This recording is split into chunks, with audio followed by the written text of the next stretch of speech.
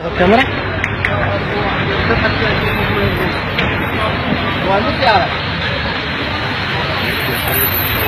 أخيرا صرفت لي الهوية بعد معاناة 7 أشهر بفضل تدخل مفتشي العامة لوزارة الداخلية.